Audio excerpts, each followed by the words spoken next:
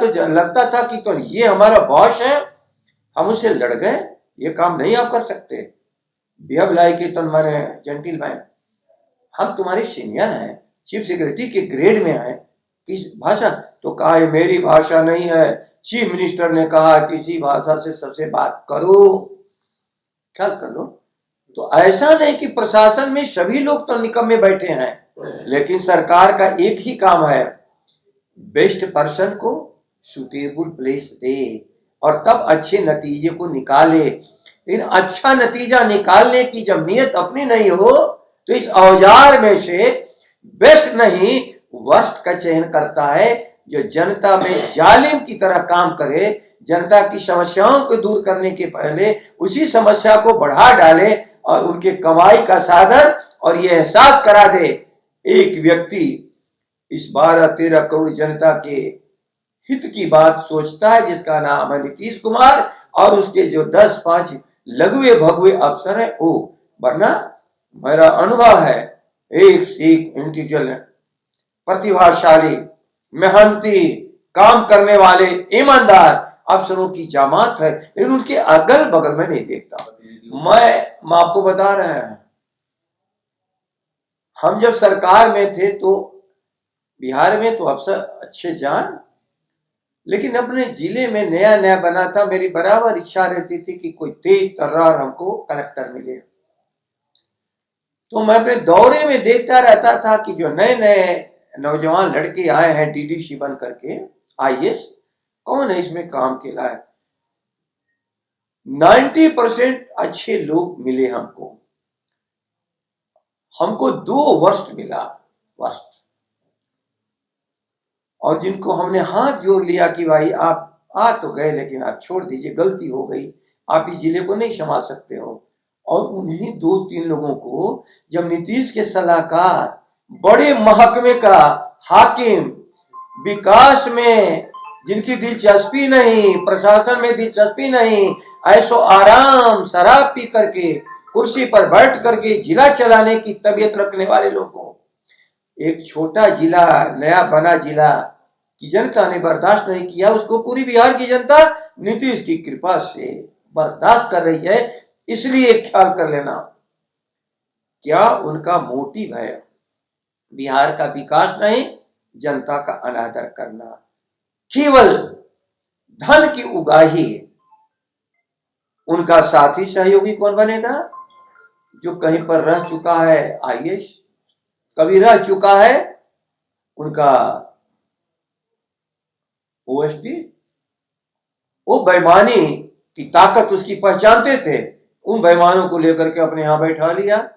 और वह एक ऐसा जिसको कहते हैं सुपर कैबिनेट, कोई कैबिनेट नहीं, कोई तो चीफ सेक्रेटरी नहीं, कोई भी एडमिनिस्ट्रेशन का आदमी नहीं, ये जो सुपर कैबिनेट है वर्चुअली नीतीश के उनके कुछ पदाधिकारी उनके कैबिनेट के मिनिस्टर हैं।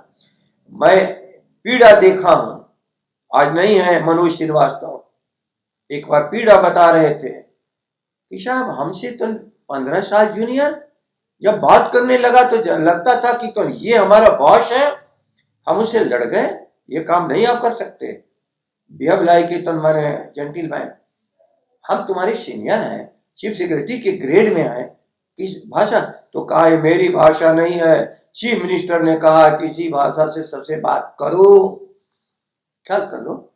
तो ऐसा नहीं कि प्रशासन में सभी लोग तो निकम्मे बैठे हैं। इस लोकतंत्र में ख्याल ही करना पड़ेगा कि लोकतंत्र का मतलब तंत्र में लोक का, जिसको हम कहते हैं प्रशासन, लोकतंत्र है ही मतलब। मैं अभी कह रहा हूं कि समस्याओं की जानकारी आम जन होता है और उसके भीतर से जो इंसान निकलता है वही सरकार में जाता है, और प्रशासन जो अपनी बुद्धि, अपने विवेक, अपनी पढ़ाई, अपनी प्रतिभा से आगे चला जाता है। लेकिन समस्याओं की जानकारी जिसको कम पढ़ा लिखा कहा जाता है वो जानता है, इसलिए कि उस आम आदमी में से भुक्तभोगी होकर आता है।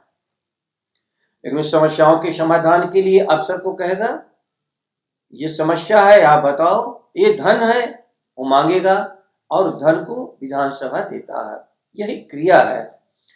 और उस धन का प्रयोग करने के लिए तकनीकी पदाधिकारी, चाहे जितने विशेषज्ञ जिसके हैं, वो सभी तरह के लोग सरकार के तंत्र के हिस्सा है। लेकिन भुक्तभोगी जो है, अंत में उसी को उस सारी व्यवस्था से उसको राहत मिलती है। जो आज के जनप्रतिनिधियां देख रहे हैं कि राहत मिल नहीं रही है। जब बजट देखते हैं, बजट बनाते हैं, बजट को स्वीकार करते हैं, तो देखते हैं कि जनता के पसीने की कमाई जो खजाने में है, वो तो धन दिया गया इस समस्या को हल करने के लिए। तब वो अपने नीचे के अफसरों से पूछता है, ये धन कहाँ गया?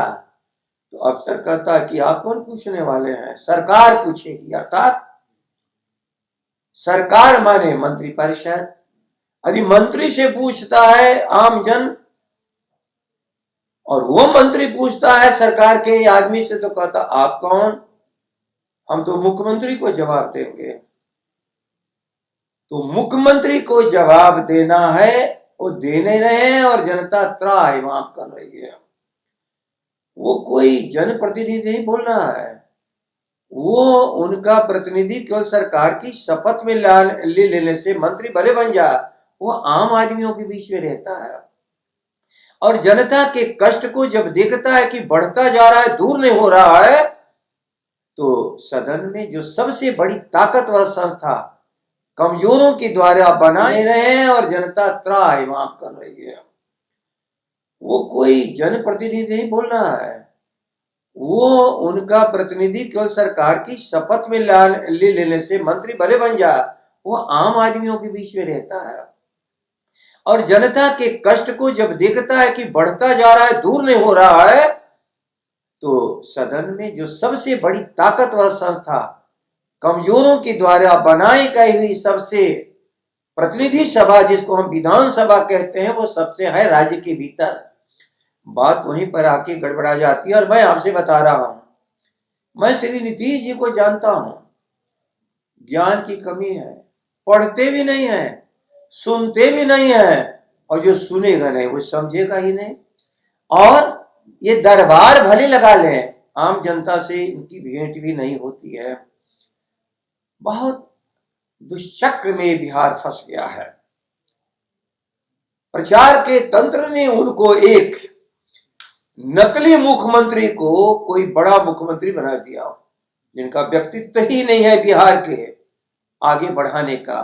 आज उसका नतीजा है, जब खर्चा का हिसाब मांगा जाता है तो केवल खर्चे की बात करते हैं, साबूत जो उसका परिणाम है वो नहीं बताते हैं। वो जो सवाल हमारे उठा रहे हैं जनप्रतिनिधि, वो तो इसी सवाल से आ रहा है। यह कानूनी दायित्व है सरकार का कि हम आय और व्यय के खर्चे के लिए ही बजट नहीं लाते हैं। हम जिन कामों के लिए बजट लाते हैं, हम गत साल के उस खर्चे का परिणाम बताते हैं। सड़कें कितनी बनी, बिजली कितना आया, अस्पताल कितने बने, रोगी कितने आए, पढ़ाई की हालत क्या है, कितने हमारे स्कूल बने, ये सारी चीजें एक एक बताना पड़ता है परिणाम बजट में।